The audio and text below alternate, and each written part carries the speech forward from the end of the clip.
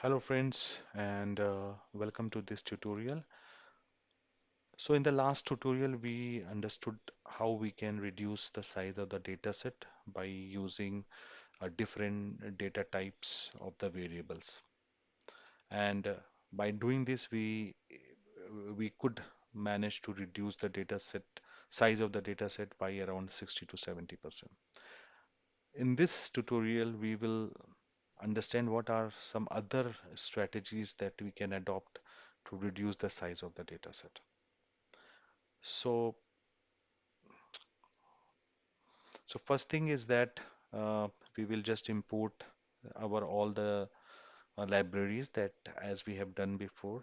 We are using the same data set.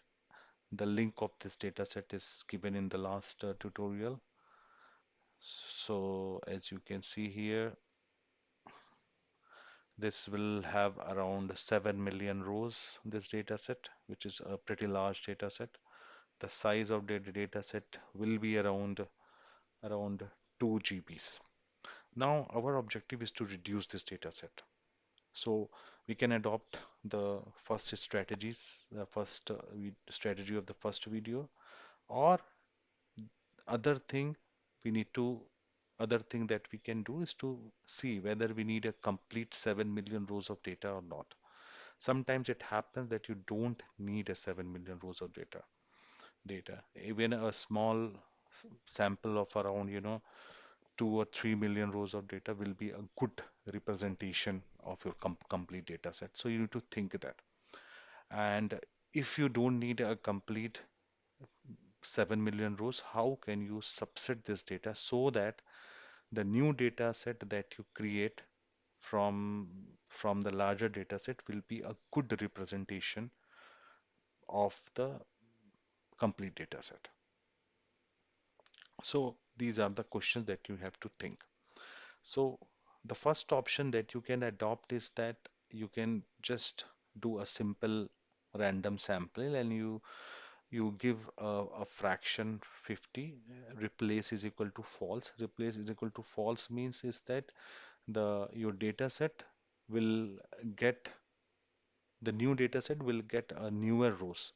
It will not get the same row or rows again. And random state is equal to 2 means is that your when you run this code again, you, you will you will not get a new data set. You will get a same data set again and again.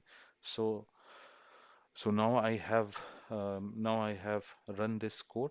So basically this code will select randomly 50% of newer rows. So this is the data. So this if you do, so you can see here around 3 million rows has been selected, which is almost 50% of our original data set. Now, in what happens when you do a sampling, random sampling, you might miss some data. You might miss some groups which has very fewer number of observations. So for example, if I take if I take the passenger count, you know, mm, this passenger count cross tab and find the count. So I can see here there are some groups like where the passenger count is 9, there are only 9 rows. 8 there are only 29 rows. 7 there are only 19 rows. So when you do a random sampling, these groups, since they have a very less number of rows, these groups could get missed. So, so it might happen that during random sampling, you will find rows only from 0 passengers to 6 passengers. All these 7, 8, 9 groups could be missed during random sampling. What you can do here in that, you can during sampling, you can just say a group by.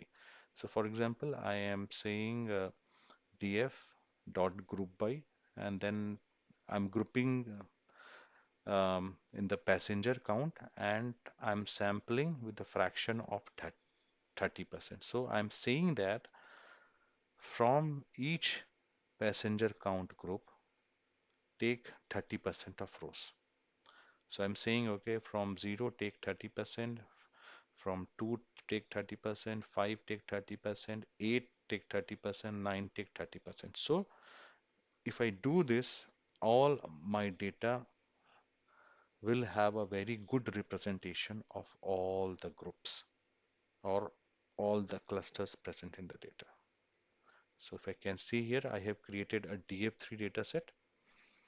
I've created a DF3 dataset, and now I will see. You can see here, like I have taken the unique count, and still, even after selecting 30% of data from each group, I can see it is basically good representation of all the groups. But in this group, 9 will have around 30% of this count 9.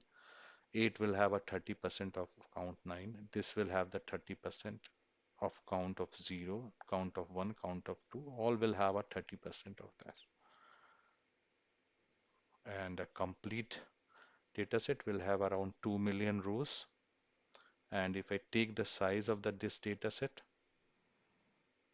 see it has come down to 720 GB. So even though 0.72 GB, so even though I have reduced the dataset size, but it is still a very good representation of all the groups in my dataset.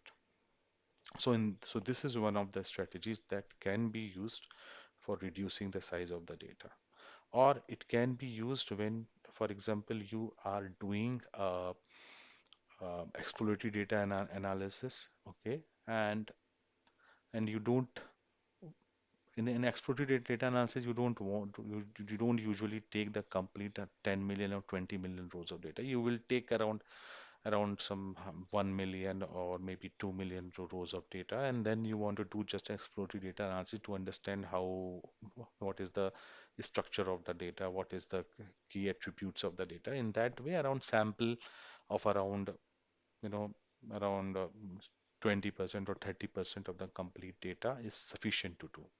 And that way you can do it with the group by clause, so that your newer data set will have a good representation of your original data set.